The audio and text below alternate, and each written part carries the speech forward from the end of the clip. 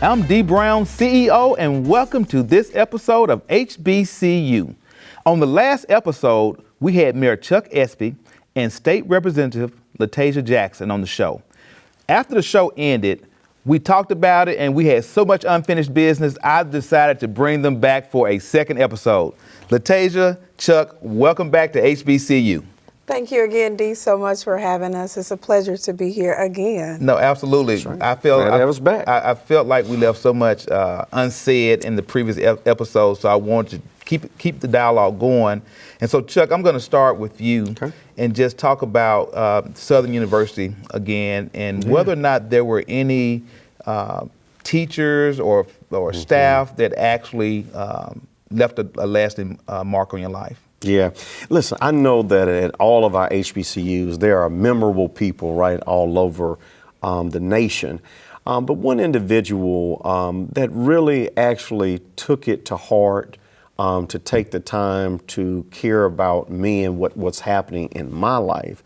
The individual looked at certain scores and they said, hey, listen, I know that you're somewhat distracted by what's going on. And they actually took that moment to say, Espy, guess what? Go back and get yourself regrouped, come back to the table, and we'll make sure that these tests will be here when you get back. And I mean, at that time, it was so interesting to have Marcel to do that for me. And he showed me that he cared. So it went further than just a student-teacher relationship. I mean, the person actually said, I'm interested about your career, your life, and what's going to happen after this. And I mean, I was able to come back to Southern to finish up my coursework, and the individual was still there, and he said, I told you I was going to be right here when you got back. And I was able to complete my testing, score, off the charts, and had a lot of fun at the end. But the best part was building that type of relationship with an individual. And unfortunately, I hadn't been able to be back in contact with that person since about 10 years ago. Yeah. But we had kept in quite contact with each other over the years. Yeah. And that's the kind of relationships that you want to build at a HBCU and to have those memorable experiences, because they didn't treat me like a rank and file. I wasn't just another student. Right. It was individual, or he made me feel like a special person. Right. What about you, Lataisha? Well, I have to say, Mrs. Yolanda Huntley, during my externship, student teaching, after finishing the coursework at Alabama State for English Language Arts Education, we were required to do an internship. And going to Sidley Lanier High School and working with Ms. Huntley, she commanded a certain amount of professionalism from us, even as student interns. And that really catapulted me in my professional career even now, where I'm able to take a lot of the gems that were instructed through her being an example, to me as a lead teacher, and being able to use that now, having that balance of student life and professionalism at the same time, and commanding a certain amount of accountability was really vital for me transitioning from the coursework to the professional world. And that's what you really get at an HBCU. You really get the opportunity to really develop the career path and the professional skills to go out and be set apart and lead in a great capacity. Right. I agree with you. So, Chuck, I want to talk to you about the program that you mentioned in the previous episode. And this is the program where you are teaching young African-American men and women how to properly engage with law enforcement to prevent senseless, incidents from occurring. Tell me a little bit more about that program. It's very simplistic. We're partnering with Mississippi Valley. We're partnering with high schools all across the Delta region in Mississippi. And what we simply do is to reenact scenarios, real life scenarios that African American men can encounter. Oftentimes, there is a disproportionate ratio of African Americans to white males when there's a traffic stop. African American males are targeted at a much higher level about search, about the regular traffic stop itself at a disproportionate rate. So what we simply do is to teach young black men on how, when the blue lights cut on, what should you do? And some of the basic things that you will clearly understand is it's very simple. A lot of times people simply get nervous when they see blue lights. Right. And it triggers all kind of negative chain of events that could occur. So what we teach in the program is to simply cut the engine off, let your windows down, have your license, registration, and insurance right there on the seat. Put your hands on the steering wheel, and most importantly, respect the law enforcement officer as he approaches your window. Right. Answer their questions, because honestly, in that area where you are on the highway, they're going to win 100% of the time. Right. So you can't actually have an argument or debate on the road. Your time to debate is in the courtroom. Yeah. Right. So what we do, we teach them this particular skill set, and it allows them to troubleshoot. And unfortunately, if the individual finds himself in this type of situation, they'll know how to handle themselves. That's awesome. So Lataisha, you graduated from the University of Mississippi School of Law after matriculating from Alabama State University, but you ran for the State House of Representatives your last semester? No, actually, while serving in the House. So, okay, so tell me that, So in 2013, I was elected in a special election, and I'd always dreamed, Dee, of actually going to law school. That's all I wanted to do as a kid. Yeah. And so I decided after being elected that I would better position myself as a leader having a law degree. Understanding to whom much is given, much more is required, I took on the challenge of actually going to law school. I'd already taken the LSAT, already did what was necessary for entry. Yeah. But I had gotten several positions, jobs, and decided to defer law school. But after being elected in the House, I knew it was necessary, to strengthen my skills for legislation purposes and different things like that. And so in 2014, while serving in the House, I started law school at the University of Mississippi, and it was challenging, balancing both. Again, but we can agree, from our HBCU experiences, we learn to take on the challenges and to do what's necessary to lead in the most efficient way. Right. And so I was grateful to finish in 2017 of December. Oh, wow, okay. So, Chuck, in 1999, you decided to... Wow, 1999. 1999. Okay. I think Prince made a song about that. I get if it, I'm not absolutely. mistaken. But you decided that you were going to follow your heritage and toss your head into the political arena, and you ran for State Representative District 26, Mississippi. Talk to me about that decision and that journey to getting elected, because I know it was a long, hard journey. Yeah, man. I mean, you're going back to 1999. Oh, my goodness. Well, the interesting part, if I could go back and talk to that Chuck, I mean, that was a 23-year-old individual going to the House of Representatives for the first time. Right.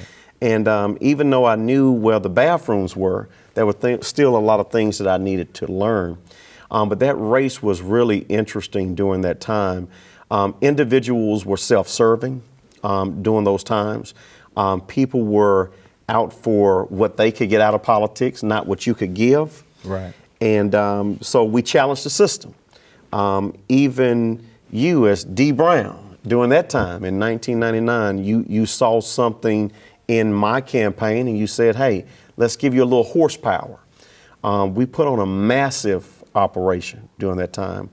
I don't know if you will remember, but during those times, it was unheard of to have 35 vans to take people to the polls. We had 35. Right. We were stretching for 2 blocks, all the way down the street, and people had never seen that before.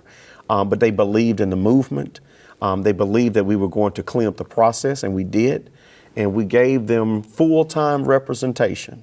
And that was needed at the time. So many things have changed since then, and you have to adapt. But in that moment, we were ahead of the curve. Right. It's really nice. And Lataisha, you founded Educate, correct? Yes. A nonprofit organization. So talk to me about that. So growing up in Como, after my dad was discharged honorably from the military, I found myself, like most young people in rural Mississippi, not really having things to do in the summer, not having a lot of things to do after school. And I told my great-grandfather, Dee, I said, when I get rich, hey, I'm going to build a community center. I'm going to do all of these great things. Yeah. And so I was fortunate to leave Montgomery after Alabama State and go to Chicago. And I worked for the city of Chicago, providing after-school programs and things like that. And in that experience, I was able to work collaboratively to transform schools and inner city youth. And so I had a great opportunity there, but I knew there was a burning need and a desire for that type of service in Mississippi. Yeah. And so at the time initially, I wanted to start with just a back to school rally, a convoy of hope with a back to school rally. And I never would forget, we did the first back to school rally in 2009, and it started to rain. And the kids didn't leave, right? Because they had nothing to do. So the refreshments, the bouncers, the things that we had, attract them so that they wouldn't leave. A little girl at that time was 5, came up to me and she said, you should do this every day. So I go back to Chicago and I'm, enjoying the bigger city and enjoying life in Chicago. And I kept having the presence of that young lady before me. And I decided, I'm going to do something. I'm not going to wait on all of the resources. I'm going to use what I have and I'm going to go back home. And I'm going to provide youth with services. At that time, I didn't want to leave the big city now. Yeah. I wanted to pretty much do the program, have someone run the program, stay in Chicago, right, and attend law school, work for the city, and continue my path. Well, it was my dream, my vision. And, seeing you as an accomplished man, I know you understand that. It's hard trying to trust or entrust someone else with the visions and plans that you have for an organization. Right. And it takes your hands-on work, especially in the initial stages. Right. And so I moved back home from Chicago and started Educate. Now that's my baby. Yeah. Mm-hmm. I enjoy serving in the house. It was a pleasure serving with Chuck, and I enjoy that immensely. But Educate, Social and Public Policy, being able to expose youth with opportunities beyond Como, beyond North Mississippi, beyond the state of Mississippi, means so much to me because I understand that exposure and experience give you hope, give you aspirations and dreams. And while I'm talking about this, I really want to commend you on what you're doing in so many capacities. Thank you. To share your platform with other professionals and with young adults and their aspirations for dreams, because what I understand is you have to see examples. Right. You have to see everyday heroes. You have to see mayors that look like you so you can aspire one day to be a mayor or a mortician or own a funeral home. Right. And so it takes platforms like this so that individuals can see us in such a professional light so that they can strive for more and for excellence. And so that's what Educate provides. We've been very successful since the doors opened January 13th, 2011. That was my father's birthday, and I wanted to open on that day to commemorate his legacy. And we've been fortunate with no state, no federal money to be able to provide those services since then. That's very honorable. And Chuck, I know that you have, shortly after becoming state representative for Mississippi back in '99, shortly thereafter you founded the Chuck Espy Foundation. Right. And you donated 100% of your salary to the foundation. Talk to me about the Chuck Espy Foundation and the work that you did with that vehicle. The great part of that is it actually, I was leaving the state capitol one day and we actually started the foundation based on an individual that was pumping gas in Yazoo City. And he only pumped $2 worth of gas, all right? And so, that didn't quite get a gallon. And I said, sir, do you need any help? And he had a lot of pride. He was like, no, I'm good. And his wife said, he doesn't have it. We don't have it. And I started looking at gas bills, utility bills all across the Mississippi Delta and began to make a partnership with corporations that if I put up my salary as a state representative, I asked for corporations to match it. Right. And they matched it dollar for dollar. we began to use those funds to put up for over 6-7 years for people that needed help throughout the entire Delta. But we shifted that program to the Second Chance program, and we started to use those dollars in a better way. In other words, if you teach a man to fish, feed him for life concept. And so what we started to do was to shift that program into investment in education opportunities for different people. And to give that one great example, when we started the Second Chance program, one individual female saw it on the news that day. And I don't want to give any names because we kind of stay really private about people's concerns and how they get to that next step. Right. But this one individual was discouraged by their family members. The person said that I'm going down there to City Hall and I'm going to see the mayor and I'm going to take him up on the Second Chance program. And the family member said to this person, this individual wanted to rise to another level in their career. And the family member said, you're just dreaming. You'll never accomplish anything, and you need to stay exactly in the posture and the way that you are. Right. This individual came to City Hall and basically cried about that. And oftentimes, you know, we have people that discourage us and try to have stumbling blocks in our life, and you have to persevere. And this individual now, after graduating through the Second Chance program, is making a $75,000 job annually. Yeah. And has moved from, and hear this well, this person was involved in holding drugs for drug dealers. This person did not have a way out, did not have a paycheck, couldn't provide for her children. And now this individual is taking her kids to Disney World and participating as a legitimate citizen in Mississippi. Awesome. And when you have those night and day stories, that's what gets us up, Representative Jackson.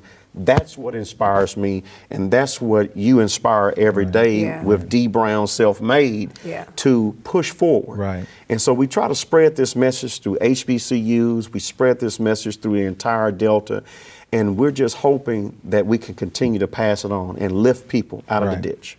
So, Lataisha, I know you are a proud member of Alpha Kappa Alpha Sorority Incorporated.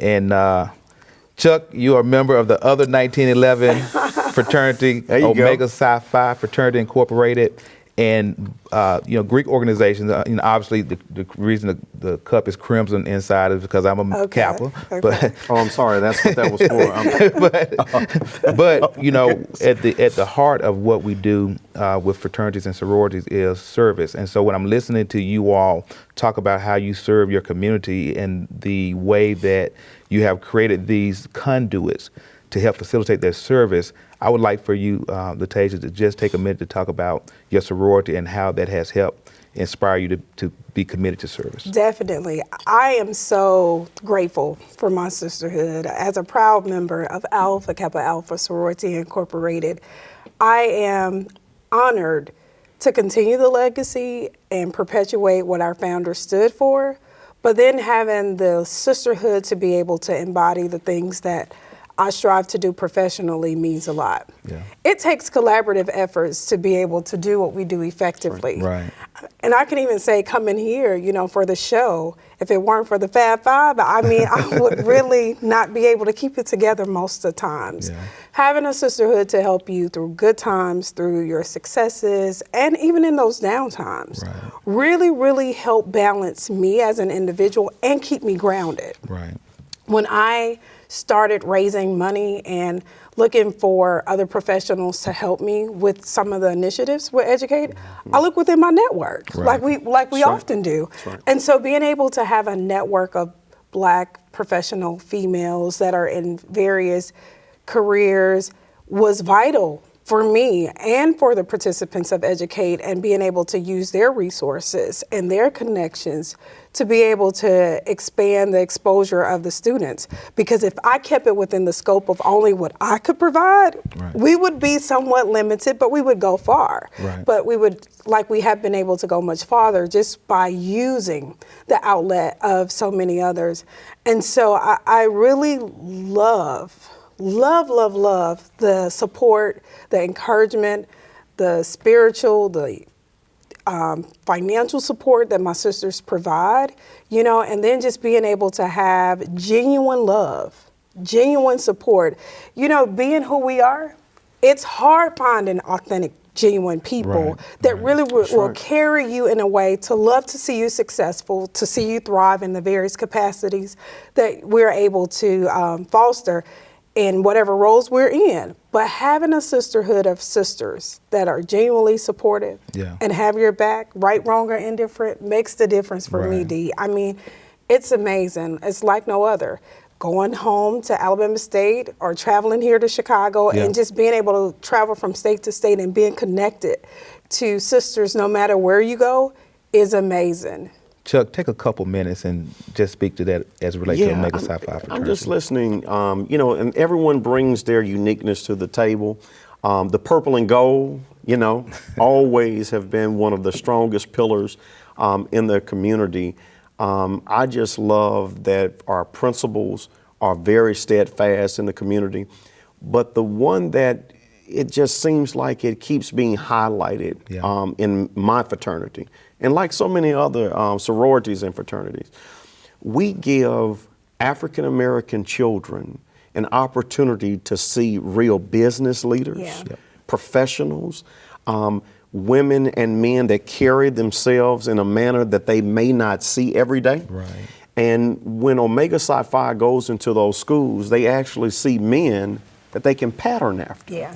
They can actually have some goals and say, hey, I want to be like that. So in essence, I just think that it's leaving that legacy of Omega men, and then actually showing young black men on a path in which they can go. Absolutely. I think that you all have summed it up perfectly. And that is why I think that, you know, considering being part of a fraternity or sorority when you enter college, obviously, you know, I'm biased. And I think that it's only one choice from a fraternity perspective. And that would be become a nuke. But if you go astray, Omega Psi Phi is not a bad place to land. There you go. All right? We'll be there to support you. Absolutely. And of course, I appreciate you all for coming back for a second episode. Thank you. You all are doing great work in the community. And for the viewers who may not have seen episode 1, both of you all were recognized for your lifetime of achievement in furthering the work of HBCUs. And so once again, I would like to just, for the viewers who are tuning in for the first time, represent you all Thank you. with our HBCU Amazing. Lifetime Achievement Award for your commitment in advancing historically black colleges and universities. And we need more individuals like us at the table to help close this gap that we face, because we still have a significant need within our communities of color to educate our young people. Financial resources are not readily available all the time. Right. And we know that HBCUs offer a cost-effective option to complete your education, but at the same time, there's a nurturing environment that will help our young people succeed and get to the next level. And to my viewers, thank you for watching this episode of HBCU, and remember, without you, there's no me.